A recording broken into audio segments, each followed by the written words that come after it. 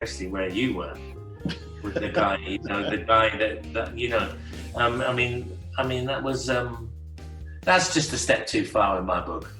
Yeah, I think we need to take a step back from that. So I mean, we can get into the philosophical discussion about where we're going with all this is infinite, but one thing that people really have to be aware of is that kind of system that we were following, the life we were leading, the capitalist dream, has got the seeds of its own destruction sown into it. We can't carry on taking. We're part of it. We're not separate from it. Right. That's the big thing to take away from this, was how vulnerable we are to some little thing that you can't see, a virus. How fragile, to quote the great Sting, we are. Oh, I'm not a Sting fan, but that's a good song. But I mean, I wonder if he'd learned any lessons from Barry Manilow in the way to structure that song, because it's a good one. There may be similarities. I'll have to look into it. I was going to say, yeah, I think there's some research coming up on that. I don't know. We'll have to find out. Actually, you know what? Can I just butt in? Please. How fragile we are is actually a rip-off of a song by a guy called Reckless Eric, who was on Stiff Records. Yeah. And the song is called I'll Go the Whole Wide World. I got to check that out. Really? Look it up. It's the same song. Reckless Eric, I'll Go the Whole Wide World is the same song as Fragile. Oh my gosh. Isn't that fun? It's so weird how that can happen sometimes. I'm not saying it off, but it's probably based on the same old English folk song or something like that. We all got that. Reckless Eric. Oh, I'll tell you, that's when we almost kind of date ourselves a little bit, though, because Reckless Eric, Ian Dury, Toya Wilcox. There's a few of those artists from back at that point in time that were amazing artists who I've recently discovered or rediscovered. Christy McCall. Yeah. Oh my gosh. Fantastic singer. Oh my gosh. Such a sad story though. And the fact that she's been gone that long, but she was such an amazing vocalist and just artist that it makes me wonder what would have happened with her career. She would have been absolutely. Oh, she would have gone anywhere she wanted. She had such a great voice and was a great songwriter as well. I mean, she sang a couple of songs. Her father was a very good songwriter. His name was Ewan McCall. Okay, and I think he wrote a famous song called "First Time Ever I Saw Your Face." No way. He wrote that. Really? You know that? You know that tune? Yeah. Roberta Flack sang it, but it became a standard. That was her father. So she came from a very musical, almost folk royalty in the UK. Okay. Yeah. Oh my gosh. She was lovely. Very sad. Yeah. That's a piece of info that I'm glad you shared with me. Well, hey, Mister, you've got other things to do because I've kept you up past your bedtime. Yeah. So, and there again, thank you again for taking some time. I just want to let you know, my door is always open to you from this point on. You ever have something that you want to talk to the fans about or whatever, you just let me know and we'll get you back in with us. When you make it up into Washington or the Seattle area, I definitely would love to hang out, grab a coffee or a beer or something, if nothing else. So I appreciate the extending of the hand of friendship here, and totally stoked at the prospect of being able to hear more Blow Monkeys very soon. It's absolutely my pleasure. And if you send me this, I'll share it wherever I can and do what I can and all that stuff. Oh my gosh, you betcha. So the last thing I want to do, a word to the world. What is your message of hope, inspiration, encouragement, whatever, to anybody hanging out with us today? Well, I would say that kindness is vastly underestimated. Just be kind. Just take a moment to think about your conditioning, what it is that, what's happened in the world is that people have become far too hardcore in their positions and not listening to each other and not understanding each other politically in every sense. And really there's no future in that. We have to learn to live together and we have to get together. So just try and understand your enemy. I know this because, I've had to defrag my hard drive quite often on that level. And we should. And that way, and that way, good things will come. That's why, yeah. That's my message. Just be kind. Awesome. And everybody, take some time today to defragment. Defragment. Exactly. Your computer needs it, so do we. Yeah, man. Dr. Robert, oh my gosh, my friend, thank you again so much. You have an incredible one, and I will be talking with you at some point soon. You will do, sir. Thank you. I very much enjoyed it. You bet. All right. Have a great night. Guys, this has been DJ D Phoenix with Dr. Robert of the Blow Monkeys for the Groove Zone. Over and out. Don't go anywhere. We've got great stuff coming up. Robert, I'll talk to you later. Bye. Bye. Thank you. All right.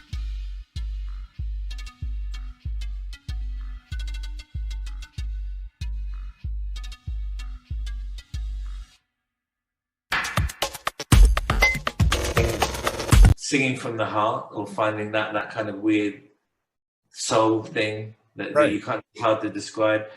Something beyond the intellect, something where I'm just where I'm not editing myself, where I'm just allowing something to flow through me. I think the lockdown suited me. You know, when COVID came along, I didn't really have to change my lifestyle that much because I'm a little bit of a hermit anyway. And so I thought, oh great, well okay, no one's gonna, I don't even have to go out now. I can sit here and read books and listen to music and write and play with my dogs. And that's what I did. And then I looked up and we had an album. So it, you know, it came out of that, a period of peace. So obviously for a lot of people it was quite traumatic. But I think that the initial three months of lockdown, especially here anyway, were a little portal into another way of life for some people. You know, it was a little glimpse of, you know, I don't have to get on that train every day and commute to work, or this life that I was being told, that I was being sold, that at the end of it I'd get a pension and an insurance policy and blah blah. All this was a lie. Right. And all those certainties are not. That's not a life well led. So you know, I think there was a real little opportunity there. You know, to sort of to taste something different. Of course, the powers that be pretty soon want to corral you back into their way of being, because that's how capitalism works. Yeah. But you know, it was so for me it was a moment, and I think that was another thing that was another. Something else entered the room when I was doing that album, you know. So, and also, you know, well, I guess I'm after all this time, you know, I'm better at spotting early on whether a song is worth pursuing or not. Right. What does? Oh God, there was something I wanted to ask. How many of the original band members are still, is it still the original lineup? It's three of us. It's me, Mick Anker on the bass guitar, Neville Henry on the sax, and we have Crispin Taylor, who played on the last two Blow Monkeys albums. Okay. Crispin comes from, I've known him a long time. He was in a band before called Galliano, who were on Acid Jazz, a kind of sort of London funk collective. So he brings a kind of swing and swagger to it. Before that, we had Tony, who was fantastic, but Tony's gone off and done something else. Okay. So, yeah, Crispin is the new member. Nice. Wow. I kind of figured that it was a couple of the original members along with yourself. Okay, yeah, that's what I had thought. Yes, I mean, the saxophone player is very recognizably us, I think. I don't think really we could do anyone else. Neville was he was the guy that I met first. He was the original Blow Monkey. Really? Yeah. Okay. I did that thing of I came back from Australia when I was 19 to London, and I answered an ad in the back of Melody Maker, which was the music press. Right. To join a band, because that's what you did in those days. So I went along and I met Neville, and we decided after one rehearsal that we would sack off the rest of the band and form our own band. And I said, oh, that's because, I've got loads of songs. I was lying. I had loads of songs, but they were terrible. But anyway, he stuck with it long enough. We got Mick in, and we gradually, you know, things started. It took a long time. It took 3 years of we didn't know anybody in London. We knew nothing. So it was a hard time. But in those days, you could sort of survive, you know, under the radar.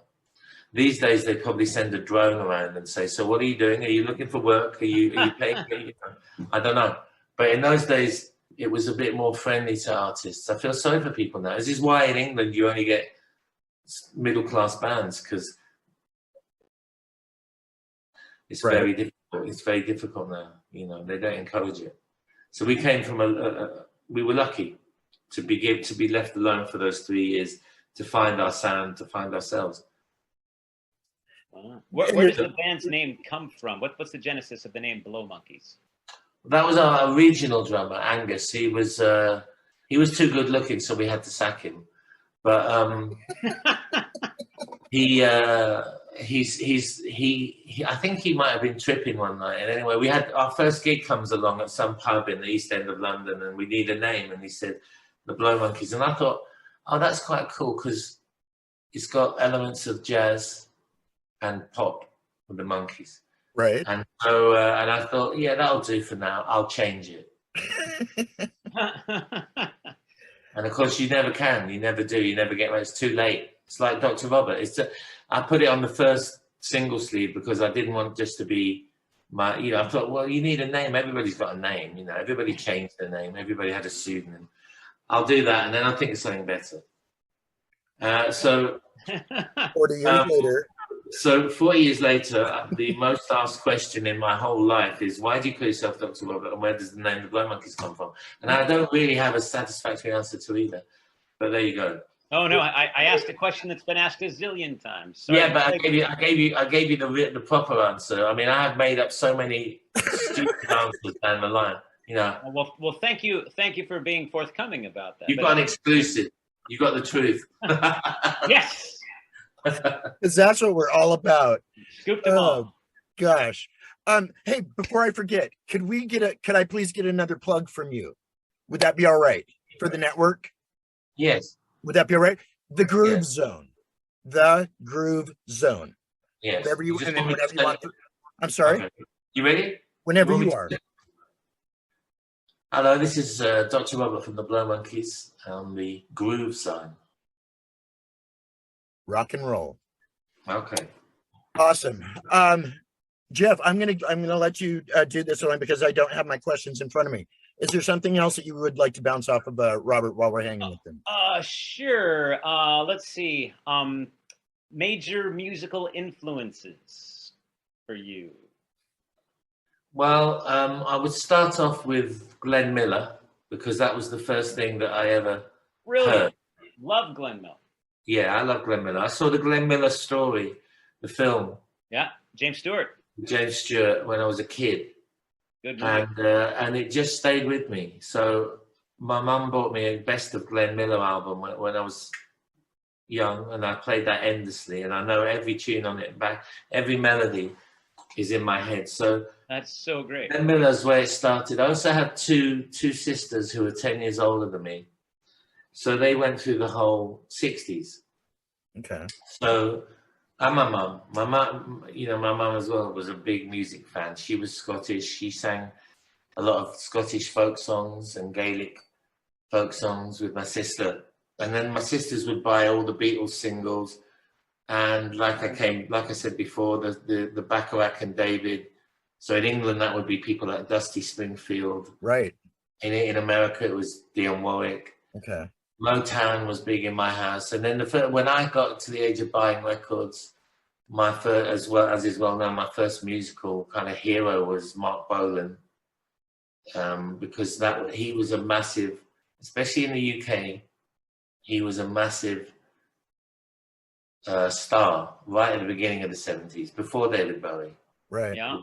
You know, with Hot Love and Get It On and all that. I know he's not as well known in the States, but you know, it was also a visual thing. When you saw him, it was the beginning of that kind of glam thing. It was definitely a place where you could say, well, I'm different to my parents, and I'm also different to the 60s. You know, it was right. The beginning.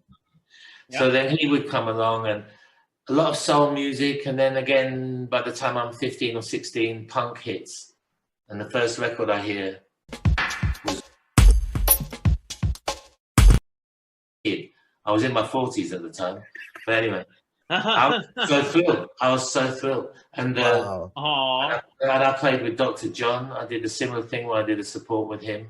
Oh, wow. You know, New Orleans, man. You know, Professor Longhair. You know, Alan Toussaint. Nice. So, you know, as you know, we're a bit like nerdish about all that kind of stuff in the UK, American soul music. So that's where it came from, really.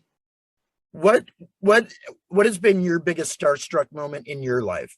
Like who was it that you met that you were just like kind of falling all over yourself and you couldn't believe that you were actually there speaking with them? Do you remember? And it doesn't even necessarily... I mean, this will be somebody that you've never heard of because it's a guy that plays cricket. Okay. Cricket is again, we're going back to but there's a West Indian guy who was the greatest cricketer of all time, a guy called Vivian Richards. Okay. And he looked a bit like Smoking Joe Frazier, you know what I mean? He had a sort of chewing gum and he stood there like that. And I met him once in Sydney when I was living there. And he's the only person I've ever asked for an autograph. Really? Wow. Yeah. So Vivian Richards. Vivian Richards. Okay. West Indian cricket player. I'll have to look. Yeah, I'm not impressed. Other than that, I'm not. You know, I don't get started. I mean, I know what you know. I'm thrilled. I would have loved to have met David Bowie. I never met David Bowie. That was because I had so much respect for him. Right. You know, but not many. And what's funny is that you guys actually, to a degree, ran in the same circles in a lot of ways. We did. I think actually he came to a gig of ours in LA with Julian Temple, who he was working with at the time, but we never met. So I would have that's a regret. But no, other than that, no, I'm not. I think that would be a cool thing, though, to know that Bowie came and listened to me play. You know? Well, see, he might not have liked it, which is maybe why he didn't speak. I don't know.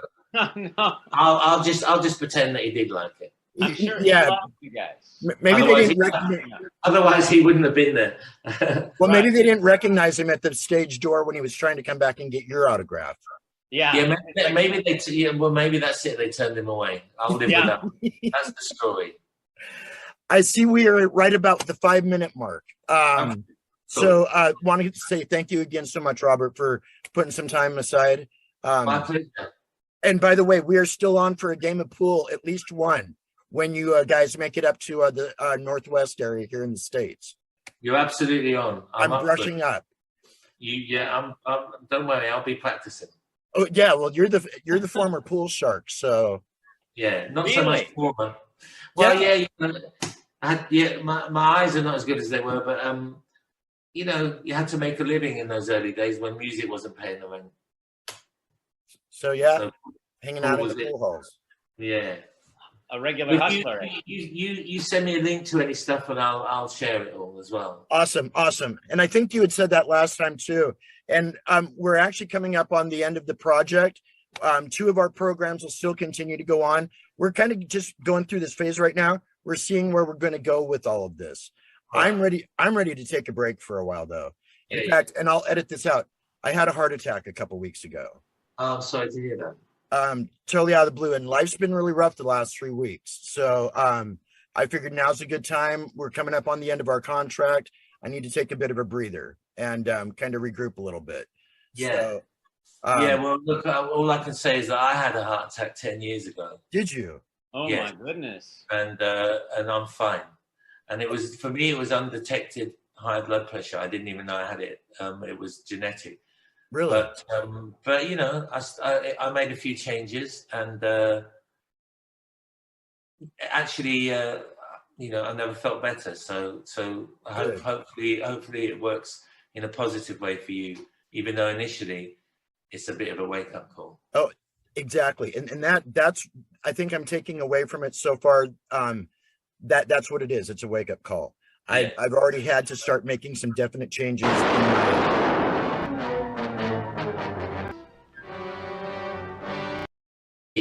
I was in my 40s at the time, but anyway, I was so thrilled. And I played with Dr. John. I did a similar thing where I did a support with him.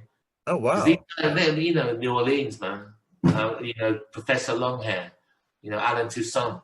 Nice. So, as we're a bit like nerdish about all that kind of stuff in the UK, American soul music. So that's where it came from, really. What has been your biggest starstruck moment in your life? Like who was it that you met that you were just like kind of falling all over yourself? You couldn't believe that you were actually there speaking with them. Do you remember? And it doesn't even necessarily... I mean, this will be somebody that you've never heard of, because it's a guy that plays cricket. Okay. Cricket is again, we're going back to but there's a West Indian guy who was the greatest cricketer of all time, a guy called Vivian Richards. Okay. And he looked a bit like Smoking Joe Frazier, you know what I mean? He had a sort of chewing gum and he stood there like that. And I met him once in Sydney when I was living there. And he's the only person I've ever asked for an autograph. Really? Wow. Yeah. So Vivian Richards. Vivian Richards. Okay. West Indian cricket player. I'll have to look. Yeah, I'm not impressed. Other than that, I'm not. I don't get started. I mean, I know what I'm thrilled. I would have loved to have met David Bowie. I never met David Bowie. That was because I had so much respect for him. Right. But not many. And what's funny is that you guys actually, to a degree, ran in the same circles in a lot of ways. We did. I think actually he came to a gig of ours in LA with Julian Temple, who he was working with at the time, but we never met. So I would have that's a regret. But no, other than that, no, I'm not. I think that would be a cool thing, though, to know that Bowie came and listened to me play. Well, see, he might not have liked it, which is maybe why he didn't speak. I don't know. No. I'll just pretend that he did like it. I'm sure he loved you guys. Maybe they didn't recognize. Otherwise, he wouldn't have been there. Well, maybe they didn't recognize him at the stage door when he was trying to come back and get your autograph. Yeah. Maybe maybe that's it. They turned him away. I'll live with that. That's the story. I see we are right about the 5-minute mark. So I wanted to say thank you again so much, Robert, for putting some time aside. My pleasure.